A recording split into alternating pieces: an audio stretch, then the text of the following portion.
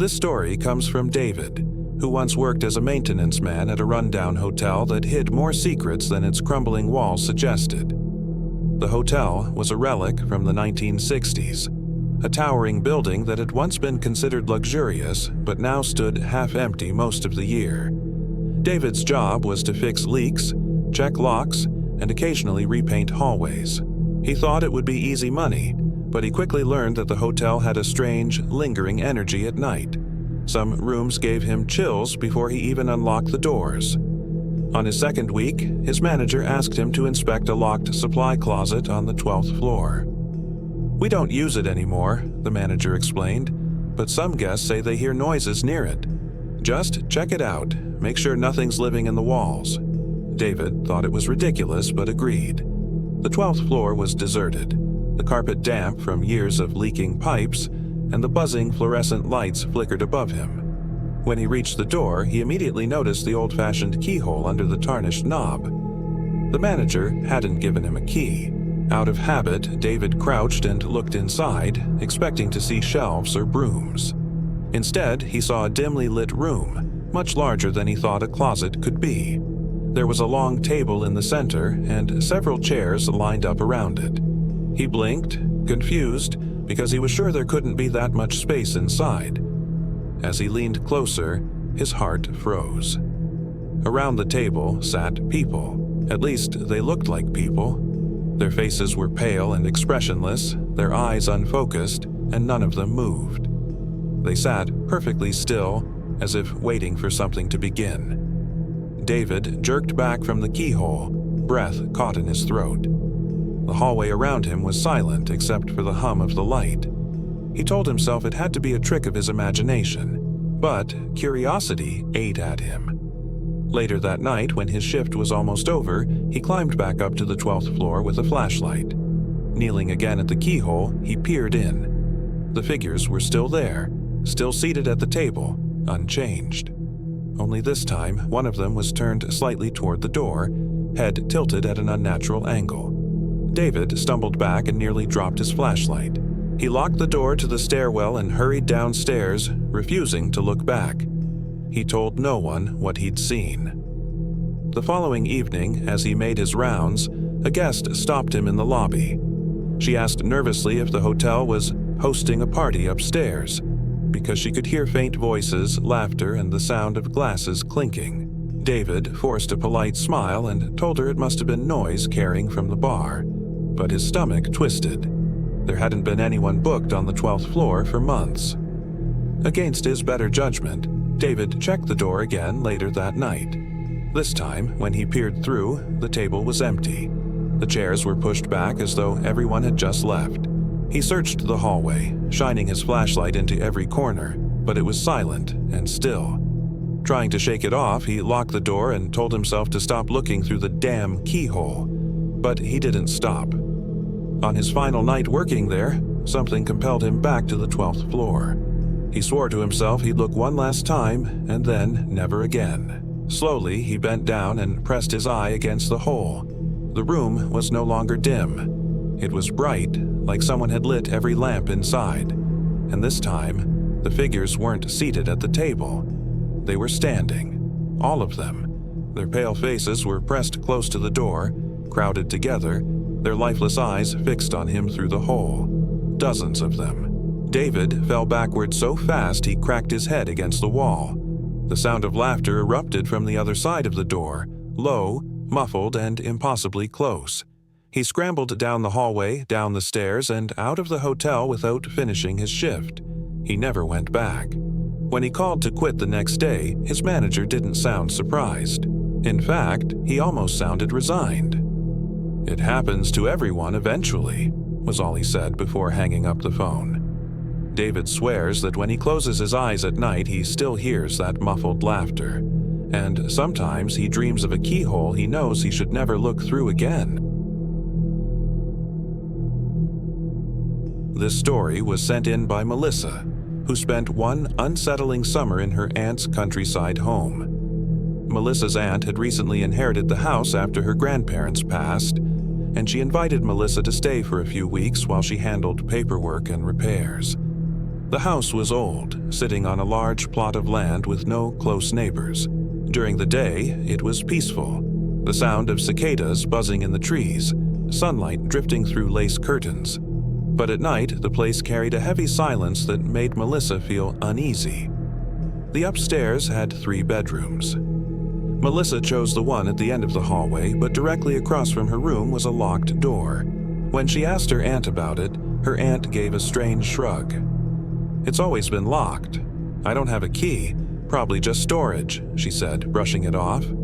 But her tone felt a little too quick, almost dismissive. Melissa couldn't stop wondering what was behind it. A few nights into her stay, she was heading back to her room when she noticed the faintest glow of light coming through the crack beneath the locked door. She crouched down, thinking maybe a bulb was left on inside. The glow disappeared almost immediately, leaving her staring at the faint outline of the door in darkness. She told herself it must have been headlights passing outside, though the house was too far from the road for that to make sense. The next night, she made the mistake of putting her eye to the keyhole. At first, she saw only black, but then, slowly, a shape began to appear. The room wasn't completely empty.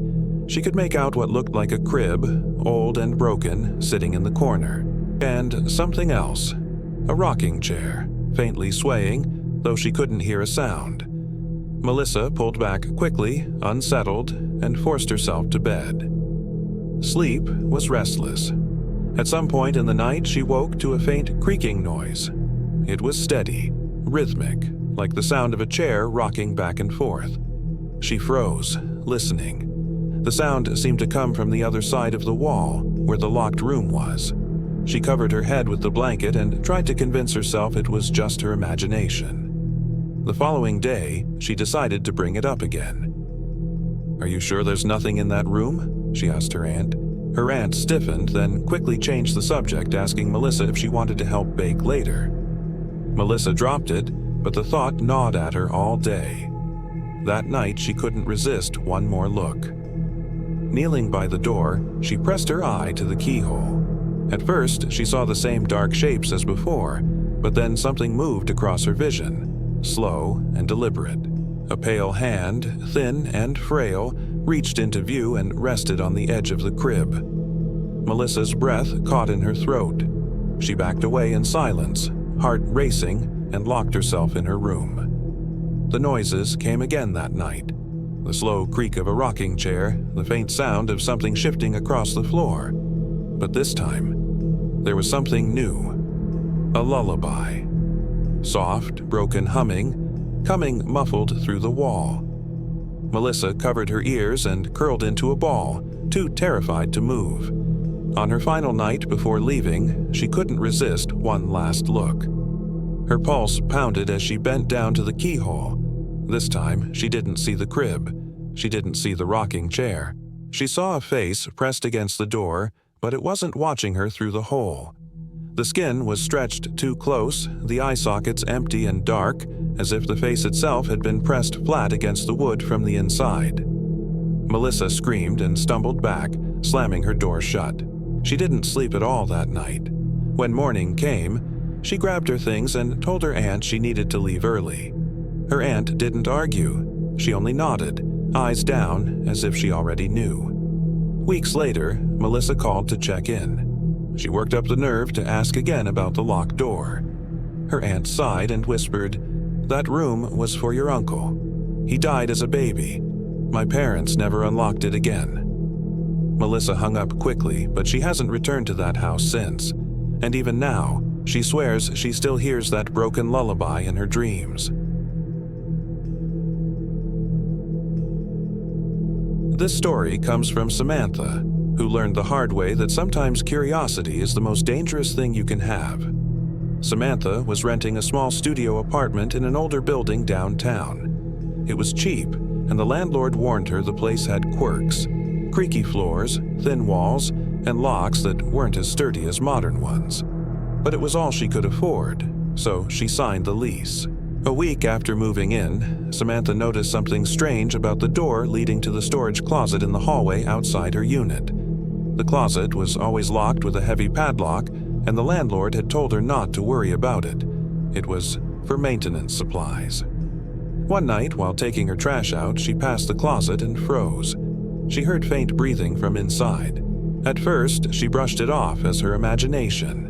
But the next evening, as she walked by again, she swore she heard it once more. Steady, shallow breaths coming from behind the door. Uneasy, Samantha bent down to look at the old-fashioned keyhole. What she saw made her blood run cold. Through the keyhole was an eye. It wasn't moving, wasn't blinking. It was just staring straight at her. She stumbled back, her heart racing, but when she looked again, the eye was gone. The next morning, she told the landlord what she had seen. He looked at her blankly, then muttered something about kids messing around. But Samantha knew what she had seen. From that night on, she avoided walking past the closet. But the sound of breathing didn't stop. In fact, it grew louder. Sometimes, late at night, she could hear soft scratching on the other side of the thin wall her apartment shared with the hallway, as if someone was dragging their nails slowly down the wood. One night, curiosity got the better of her again. She crouched by the keyhole, pressing her eye close. At first, it was pitch black inside. Then, slowly, she saw movement, a pale shape shifting in the shadows, and then the same unblinking eye pressed back against the keyhole from the other side. Samantha gasped, stumbling backward so fast she hit the wall behind her. Her chest heaved as she fumbled with her keys, darting back inside her apartment and locking the door. The next morning, she noticed something terrifying. A slip of paper had been slid under her door during the night. On it, written in messy handwriting, were 3 words: "I see you."